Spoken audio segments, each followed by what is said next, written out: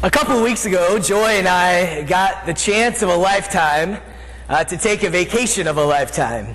And we spent 10 days in the country of France. It was a spectacular trip. We had the chance to see a lot of beautiful places. Some of them were the typical tourist places that you will see, spots like the Eiffel Tower in Paris, the Louvre Museum in Paris. Other places were off the beaten path and known only to the locals. It was a spectacular trip. France is such a beautiful, beautiful country. It has a tremendous amount of history. We spent time in cathedrals that were thousands of years old. Its landscapes bear the mark of some of humanity's best and worst moments. We got to walk around craters bigger than this room, or almost the size of this room, from World War I and from World War II. It was just fantastic. Its people are some of the most hospitable people I've ever met in my life. Joy and I, we got the privilege to meet some new friends while we were there, as well as connect with teachers who have been here for school groups during our French host times. It was just a great experience. It was great to be in their country, experiencing their culture, and I would say overall, it was a great time. We just had a lot of fun. But over the course of our time there, I observed some things about the French people that I want to share with you today. Now, these really helped me to understand their culture just a little bit more. The first observation I made was this: the French like to walk. Now, most of the people there walk everywhere. They don't own vehicles, and so their best way to get from point A to point B is to walk. If you live in the city of Paris, it's just easier to walk or catch a metro than it is to own a car. Transportation is there, but walking is the best form of transportation. Our first couple of days in Paris, we walked a lot. If we weren't on a bus going from one spot to another, we were walking it from point A to point B. There was one time we walked out of the Louvre to catch a boat on the River Seine, and we probably walked 2 miles just to get to where we had to go to get to that boat. The family that we stayed with the first night didn't own a car, and so they took us everywhere they wanted to take us in the city by foot. It seemed like we honestly walked at least 5 miles every day. So the French like to walk. The second observation is the French like to talk. We stayed at a bed and breakfast in Normandy for a couple of nights, and the proprietor of the bed and breakfast were friends of the people that we stayed with, Christelle and Isabel. So every morning we would gather around the table for breakfast, and because they knew each other, the conversation was always jovial and light. Now, with that being said, it was really difficult for us as English-speaking only Americans to ever get a word in. It was always talking over each other, chit-chat, here, there, always back and forth. And this happened everywhere. It happened not just at breakfast, it happened at lunch. Anytime that we ran into people, there was always talking. So the French like to walk. The French like to talk. The third thing is the French don't like to wait. They don't like to wait. Now, this is particularly true when it comes to lines everywhere. They do not queue, as they call it. All right? If a restaurant is full, they will walk a mile or so to another cafe to find out if there's space there, because they do not want to wait for this first restaurant. When Joy and I visited the Louvre the day we arrived in Paris, we found our way to the room where the Mona Lisa was. We wanted to see this great work of art. Well, that room was pretty chaotic. It was mass chaos. And there were people pushing everywhere, mobs of people coming in to see this little Mona Lisa. It was absolutely crazy. Now, my wife, she jumped right in. She had her phone ready. She wanted to get as close as she could to get a picture. I sometimes get a little claustrophobic, so I just stepped back and waited for her to be done. So, the French like to walk, they like to talk, they don't like to wait. The fourth thing I observed is they really like to eat. The French love to eat. In the morning, fresh croissants. In the afternoon, a dessert with coffee. In the evening, a 4, sometimes even 5-course meal. I mean, food was just a part of each day. So they like to walk, they like to talk, they don't like to wait, they like to eat. The French really like to meet. They really like to meet. Whether it's over a drink for a meal, the French really enjoy getting together with family and friends. Sorry, I lost my place. It's a big part of their lives. We got together with so many different people in France, I can't even begin to explain. We ate dinners with teachers. We drove through Paris with a student. We had traditional French dinner with a family. We had a great time meeting people. So the French like to walk. They like to talk. They don't like to wait. They like to meet. They like to eat. And finally this. They like to greet. They like to greet. They do it all the time. Now, greeting is just a part of the culture. So, how do they greet one another? With a series of kisses on the cheeks. Now, this was nothing new to me. We've hosted a lot of different French groups and a lot of French families over the years, but it was still very awkward and uncomfortable for me, being this American boy in France. As a matter of fact, the most awkward time was when we got to Isabel's house. Her son, who was 18 years old, came up to me and met me for the very first time and started proceeding to give me kisses on the cheek. I thought I was going to lose it. It was so weird. But I came to realize this. Greeting is a part of culture for the French people. Now, let's think about it for a minute. We would not think much about a greeting. I mean, just in coming into the building today for church, you've greeted many different people. Maybe it was with a handshake. Maybe it was with a smile or a nod. Maybe it was with the word of greeting like good morning or what's up. Maybe it was holding the door for somebody. Maybe it was giving them a hug. Maybe it was even a small kiss. Greeting people is not that big of a deal. And for most of us, if not all of us, it's really a natural part of interacting with people, isn't it? We don't think much about it at all. This summer, we've been exploring this idea of living in a selfie world. And there's this constant battle between selfie and selfless people. Selfie people are selfish in all things. They're self-absorbed. They think only of themselves. It's all about me. When it comes to greeting other people, there's no way they're going to do it. They operate under the assumption that the other person should come and greet them first.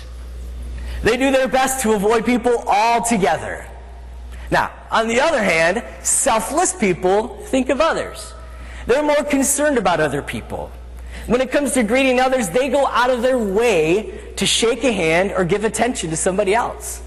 Selfless people understand the importance of making somebody feel welcome. Larry and Diane Gardner understand the importance of a greeting. Every week they sit right there on the aisle waiting to give somebody a friendly greeting. I've noticed a time or two when Larry or Diane will be sitting right there comfortably in their chair when they notice somebody come into their section that they don't know. And so they will get up, one of them, or sometimes both of them, and move to that person to just extend a hand of welcome. It's a phenomenal thing to watch. They are really good at greeting people who come to Parkgate. Now, let's compare Larry and Diane Gardner with a story from Craig Crushell. Craig Crushell is a pastor in Oklahoma City. He tells a story went something like this. He was preaching one day in a small country church. And upon his arrival that day, the volunteer receptionist told him that there was going to be a first-time guest there that morning. Somebody had called the church earlier that day just to find out the information about the worship service. Groeschel goes on to say that he was greeting people at the door when that first-time guest showed up. He says it was easy to spot the woman. Her clothes weren't really exactly what church clothes looked like, but she came with a Bible in her hand, ready to learn. She came that morning. She was ready. He says it this way. He says, suddenly one of the deacons got up from where he was sitting, went to the lady, and really scolded her for how she was dressed because her clothes weren't appropriate for church. So the woman got up and left dejected. Quite a difference between those two, isn't it? This battle between selfie and selfless is a constant struggle within us all. Today we're going to be looking at the book of 1 Corinthians chapter 16, and I want to set up a little bit of context for you before we look at our scripture. The Apostle Paul understood this struggle between selfie and selfless well. In his first letter to the church in Corinth, Paul had to take on the issue of division in the life of the church. There were people in this church who were creating factions within the body who were more loyal to the faction than they were the message of Jesus Christ. These folks really needed to hear what Pastor Kenneth talked about last week when it comes to living in harmony with each other. Now, can you imagine how chaotic that church was? In 1 Corinthians chapter 1, verse 11, Paul says this. He says, he's been informed about quarrels among the people. Now, we don't know what the temperament of those quarrels were, but you can imagine that there's a good chance there was some arguments going on between them. I've been in the sanctuary of churches, not particularly this church, but the sanctuary of a church, when some awful conversations were had. They really were more like yelling matches. And this certainly could have been like the quarrels that Paul describes. Folks, here's the facts. When a person quarrels, they're taking the selfie position, aren't they? They want their voice to be heard. They want to be in the right. And Paul starts out his letter by talking about these divisions. And he finishes his letter with the instruction to share a greeting with one another, which is certainly an act of selflessness. Our verses today come from 1 Corinthians chapter 16, verses 19 through 21. It's located on Pew Bible 1141, that blue book in front of you. 1 Corinthians 16, 19 through 21 says this. The churches in the province of Asia send you greetings. Aquila and Priscilla greet you warmly in the Lord, and so does the church that meets at their house. All the brothers here send you greetings. Greet one another with a holy kiss. I, Paul, write this greeting in my own hand. Let's read it one more time. The churches in the province of Asia send you greetings. Aquila and Priscilla greet you warmly in the Lord, and so does the church that meets at their house. All the brothers here send you greetings. Greet one another with a holy kiss. I, Paul, write this greeting in my own hand. In three verses, Paul uses a form of the word greet 5 different times. There's a greeting from the churches in Asia, a greeting from Aquila and Priscilla, a greeting from siblings in the faith. Paul sends his greetings. And then there's the one intended for the Corinthians to be actively doing. Greet one another with a holy kiss. In the ancient world, this was customary. Men embraced other men and kissed them on the cheek. Women embraced other women and kissed them on the cheek. It was an expression between people. It's probably like us today giving a high five to one another, all right? But seeing that we don't live in an ancient context, what does this instruction mean for us today? What does this instruction to greet one another with a holy kiss mean for us in 2016? Well, here's what I think today. Followers of Jesus Christ greet others out of respect, care, and love. First point. Followers of Jesus Christ greet others out of respect. Aretha Franklin sang about it.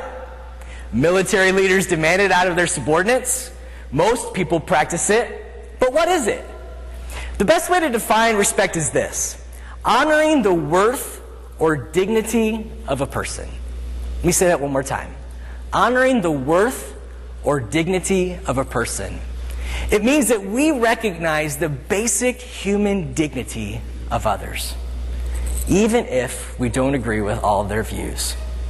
The Apostle Paul, in telling the Corinthians, greet one another with a holy kiss, did not say to them, listen, greet some people this way, but don't worry about greeting these that way. He didn't say, if you like these folks, go ahead and greet them with a kiss, but if you don't like these folks, just ignore them. He said they needed to greet everyone in the same manner with a holy kiss. This means all people. So what does it mean for us? It does not mean that I come and shake Faye's hand and say good morning to Faye, but completely ignore Tom. It doesn't mean that I say hello to Gabby, hi Gabby, but not say hello over here to Brian. It doesn't mean that I warmly greet Kenneth, but completely ignore Jack. I need to do my best to warmly greet people everywhere I go. Folks, as followers of Jesus Christ, we need to do that same thing. At the grocery store, at the gym, at the office, everywhere that we go. Here's the thing. You never know what that warm greeting will do for somebody. You never know. It might be the pick-me-up that they needed for that day. It might be the restoration in humanity that they needed to experience. There's a guy by the name of Don Westfall. He's a friend of mine from Louisville, Kentucky. Don was a plumber during his working days. He could go into a bathroom and tell from the sediments in the toilet, okay? Just from the sediments in the toilet, he could tell what gender used that toilet most. I don't know how he did it. It was gross to me the first time he showed me, but he did it somehow. On one cold morning in Louisville, he used a blowtorch to defrost his windows as he's driving his kids to school. All right? But one of my fondest memories about Don was the time that he went walking down the streets of Lakeland, Florida with some of our students. And the purpose of this walk was simply this. He wanted to talk to the homeless. And he wanted to demonstrate to our students the importance of hearing their stories. That's exactly what he did. So Don walked a block or two, and he greeted every person that he came across. He extended a hand. He gave some hugs. He listened to their stories. You see, Don understood what it meant to greet others out of respect. Followers of Jesus Christ greet others with respect. Everyone. So here's a question for you. How do you demonstrate respect toward those you meet? First point is, followers of Jesus Christ greet others out of respect. Second point is this, followers of Jesus Christ greet others out of care. Now, I'm going to do something really bold this morning. I'm going to brag on somebody who would really rather not be bragged about, okay? It's not that this person doesn't like it when something good happens to them or something good is mentioned about them. It's just the reason that I'm going to brag about this person today, they're not well known for, okay? So here we go. You ready for it? You ready for the big reveal? Okay. Pastor Kenneth gave me a hug.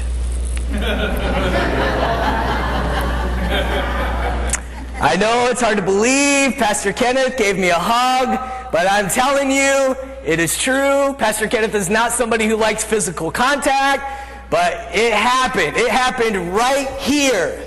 Right here. It's true. A couple of weeks ago, after the Vacation Bible School celebration, Kenneth came up to me. He gave me a hug, told me to have a good time on vacation. I was floored.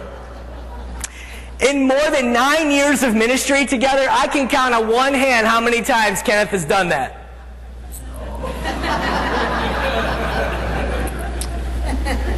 Usually, it's a simple handshake and a good job, buddy, have a good time on holiday. But it was a hug. And you know what? In that moment, I realized something. I realized that Kenneth cared about me. He cares about me. He cares about my well-being.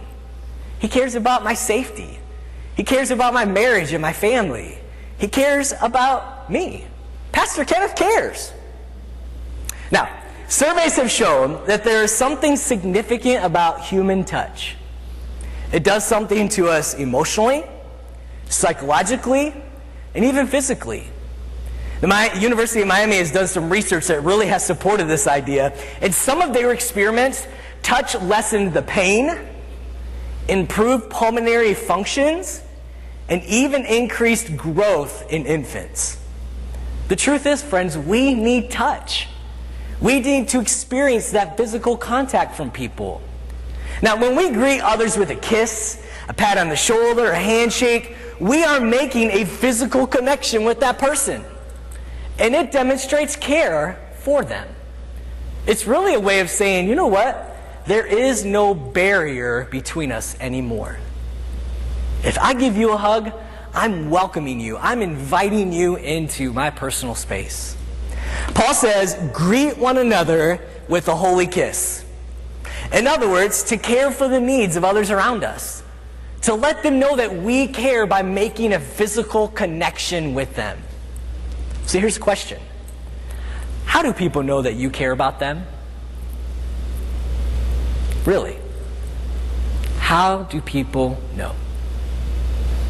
Followers of Jesus Christ greet others out of respect. Followers of Jesus Christ greet others out of care. Followers of Jesus Christ greet others out of love. Mother's Day this year was a little difficult for me. Joy, my wife Joy, was in Texas. I was in the Netherlands. So I couldn't spend Mother's Day with the mother of my children. And my mom lives in Nebraska. So you do the map. Nebraska, Netherlands. Yeah, it was a long ways away. And without having the capabilities to call her because I didn't have cell phone service in the Netherlands, I found it very difficult to decide what to do. I wanted to make sure my mom had a Mother's Day greeting. So I did what every good son would do. I decided to Skype her. It's like, yes, it's late night in the Netherlands, it's midday in Nebraska, she'll be done with church, she'll be cruising, hanging out by the television, maybe even snoozing, so I'll just Skype her and tell her Happy Mother's Day. The only problem was this. When I called my mom didn't answer the call. So what was I going to do? I wanted to make sure my mom knew how much I appreciated her. So I decided I would just go ahead and record a video for her on Skype and send it to her. I was half tired from traveling all day the day before. I was tired from preaching that morning, but I knew that I needed to send that greeting to my mom. So I did it, and I'm not sure exactly what I said, but my mom got it, and she commented on it later and said, I thoroughly enjoyed the video. It was better than any flowers you could have given me. So I thought to myself, yes! Woohoo! Score one for me, yes! Did you know that in the United States, we spend about $20.7 billion, with a B, billion dollars on Mother's Day? $20.7 billion. Valentine's Day estimations come in at about $18.9 billion. And sorry, dads, only about $14.3 billion are spent on us. So clearly, we as Americans want to make sure that mom feels appreciated on Mother's Day. Because we love her. Because we have a deep love for mom. Did you know what? You know, Jesus was all about love. In every interaction he had with people, love was his guide. In Matthew chapter 9, Jesus heals a crippled man because he loved him. In Mark chapter 4, Jesus used a story about a farmer to help them understand what he was talking about because he loved those folks. In Luke chapter 17, Jesus heals 10 men of leprosy because he loves them. In John chapter 3, Jesus helps Nicodemus understand the mission that God had sent him on. Why? Because he loved this guy named Nicodemus. Jesus was all about love. And because Paul followed Jesus, Paul's life was all about love as well. Greet one another with a holy kiss. In the cultural context of the Middle East, a kiss is not a big deal. Even today, people still do that. It's an intimate expression of love. But what does that mean for us? Simply this way. We need to be about love. Let me say that again. We need to be about love. We need to greet others out of love. We need to treat others in loving ways. We need to speak the words, I love you. Now, we may not give them a kiss, but we need to lovingly approach every person we come in contact with. It's the best way that we can model Jesus Christ to other people. So here's the question. How can you demonstrate love toward others? How can you demonstrate love toward others? This is a picture of the latest addition to the Moody family. This is Emmett, or otherwise known as Emmett Otter's Jug Band Christmas. Our 13-week-old Cavalier King Charles Spaniel. And he is as cute can be. He likes to cuddle. He likes to have his belly rubbed. He likes to run around like a puppy does. He gets into lots of Ella's toys. He occasionally will chew on toys, pillows, shoes, fingers, well, just about anything you will give him, really. But if you look at this picture, I mean, look how adorable Emmett is. He is an adorable little guy. Right now, we're in the process of trying to get Emmett to use the restroom outside, okay? For one, we just don't want dog stuff or dog waste all over our house. I mean, who would? But another reason is last year we just bought new furniture, like really nice furniture. So we don't want him doing his jobs on our furniture. And secondly is this. Back in March, we bought new carpet in our living room and our hallway, right where Emmett's at most of the time. So you can see why we're a little anxious to get this adorable little puppy house-trained.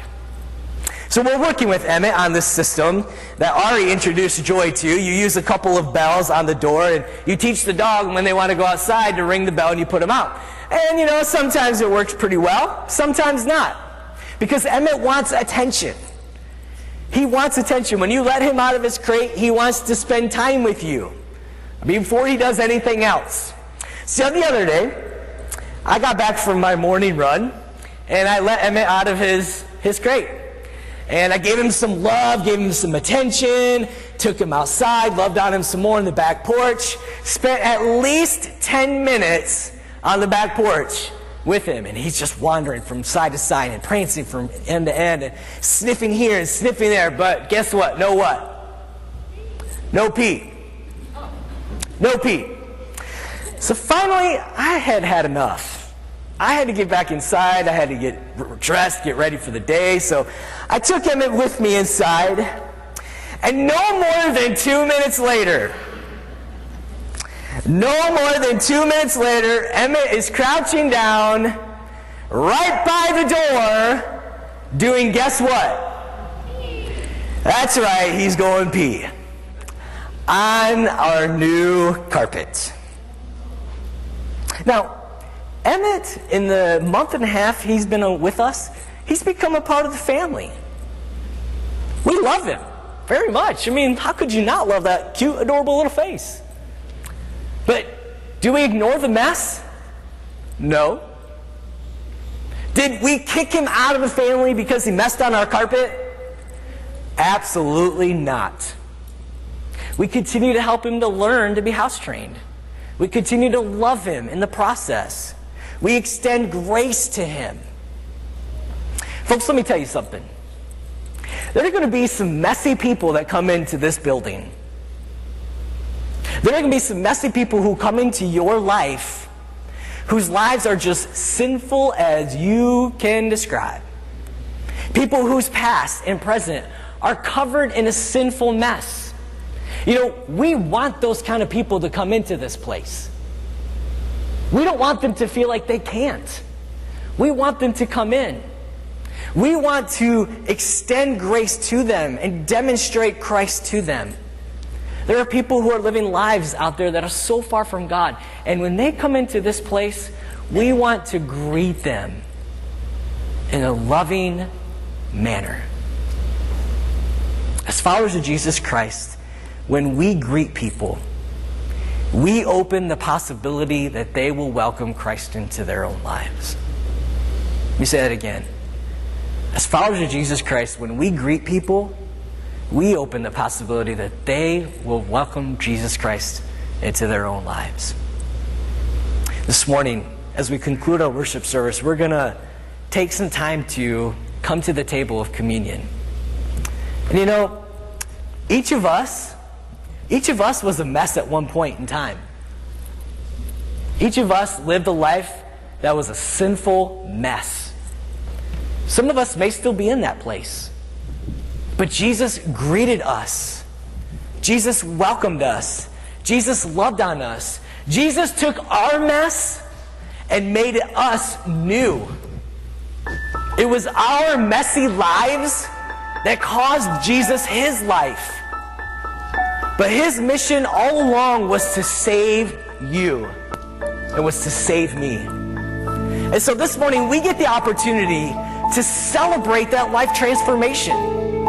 we get the opportunity to come to the table, to grab in the elements, and remember the sacrifice that Jesus paid on our behalf. And so during this next song, I just encourage you just to do this. There are stations all around the sanctuary. Just come to one of those stations.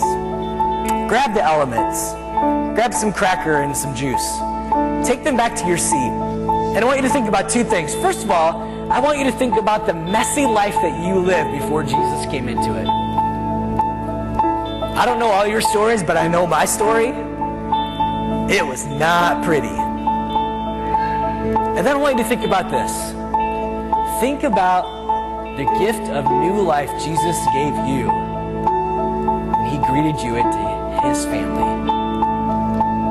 The table is open for you. Won't you come?